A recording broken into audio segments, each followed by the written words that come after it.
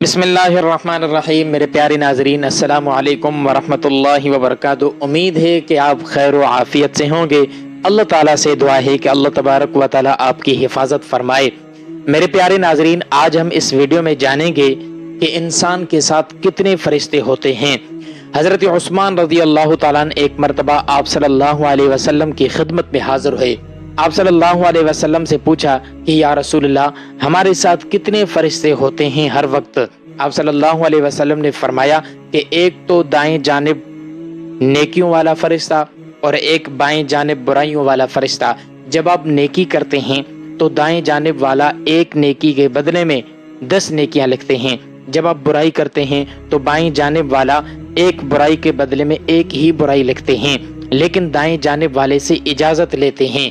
جب بائیں جانب والا لکھتے ہیں تو دائیں جانب والا روکتا ہے کہ فی الحال نہ لکھیں، ہو سکتا ہے یہ توبہ و استغفار کرے۔ جب آپ دوسری مرتبہ بھی برائی کرتے ہیں پھر بھی یہ دائیں جانب والا اسے لکھنے سے روکتے ہیں۔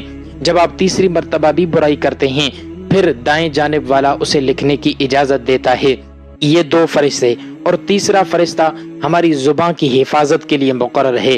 3 فرشتے ہو گئے، اور چوتھا جو فرشتہ ہے وہ انسان کے ماتھے کے بالوں کو تھامے ہوئے ہوتا ہے۔ یعنی انسان جب اللہ کے ہاں تکبر کرتا ہے تو وہ انسان کو عاجز اور پست کر دیتا ہے۔ جب انسان اللہ کے ہاں تواضع اور عاجزی کرتا ہے تو وہ فرشتہ انسان کے درجات کو بلند کر دیتا ہے۔ یہ 4 فرشتے، اور 5واں اور 6واں فرشتہ جو ہے وہ انسان کے 2 ہونٹوں پہ مقرر ہیں کہ جب آپ درود پاک پڑھتے ہیں تو وہ 2 فرشتے درود پاک کو حفاظت کے ساتھ مجھ تک پہنچا دیتے ہیں۔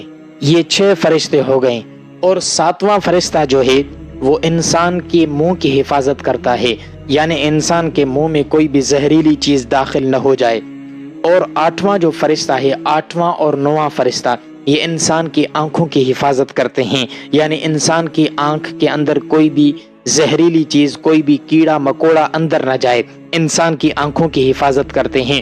اور جو 10واں فرشتہ ہے وہ ایک فرشتوں کی جماعت ہوتی ہے۔ کچھ فرشتے انسان کے آگے ہیں، کچھ فرشتے انسان کے پیچھے ہیں، جو مکمل انسان کی حفاظت کرتے ہیں۔